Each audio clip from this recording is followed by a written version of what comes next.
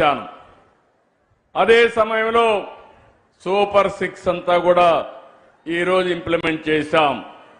ఈరోజు మిమ్మల్ని చూస్తున్నాను, కొంతమంది కావాలని అనవసరంగా కన్ఫ్యూజ్ చేస్తున్నారు. ఈరోజు ఎన్నో సమస్యలు ఉన్నాయి. మా మిత్రుడు పవన్ కళ్యాణ్ గారు అడిగారు, సార్ ఇవన్నీ సాధ్యమా అన్నారు. నేను ఒకటే చెప్పాను, తప్పకుండా మనసుంటే సాధ్యం, మన ఆడబిడ్డలకు ఇవ్వాలి, ఇచ్చి తీరతానని ఆ రోజు చెప్పాను, మాట నిలబెట్టుకున్నామని మరొక్కసారి విజ్ఞప్తి చేస్తున్నా.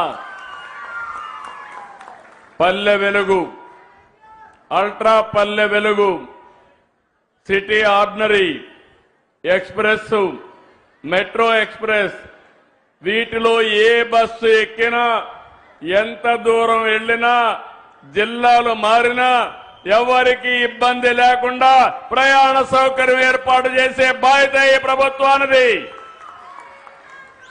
11,449 బస్సుల్లో 8,458 బస్సులు మీకోసం, స్త్రీశక్తి కోసం కేటాయించాం.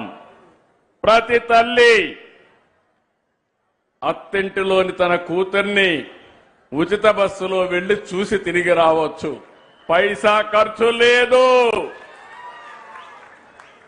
ప్రతి కోడలు అత్తతో కలిసి ఉచిత బస్సులో మార్కెట్కి పోయి సరుకులు కొనుక్కొని ఇంటికి పోయే పరిస్థితి వస్తుంది. ప్రతి మహిళ, ప్రతి యువతి ఉద్యోగానికి, విధులకు ₹1 ఖర్చు పెట్టకుండా అదనంగా డబ్బులు సంపాదించుకునే పరిస్థితి వస్తుంది.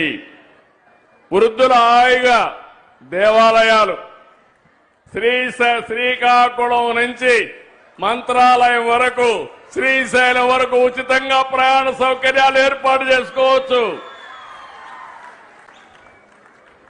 పుణ్యక్షేత్రాలన్నీ దర్శించుకోవచ్చు. చిరు వ్యాపారులు, మీ ఉత్పత్తులను చూశాను. కొంతమంది నాకు చెప్పారు, మేము చేపలు అమ్ముకుంటున్నాం, విజయవాడ నుంచి కొన్ని వస్తువులు తీసుకుపోయి అమ్ముతున్నాం, ఈ రోజు మాకైతే రోజుకు ₹100 బస్ ఛార్జీలు అవుతాయి, అది మిగులుతుందని వాళ్ళు చెప్పినప్పుడు చాలా సంతోషం కలిగింది.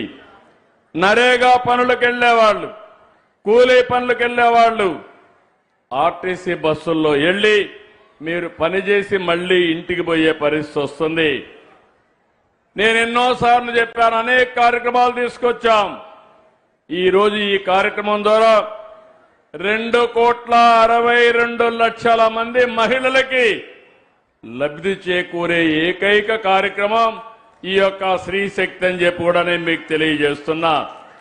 దీనికి డబ్బులు అవుతాయి, పర్వాలేదు, మీ ఆశీస్సులు ఉన్నాయి. మీ ఆశీస్సులున్నంత వరకు కొండనైనా బద్దలు చేసే శక్తి ఎన్డీఏ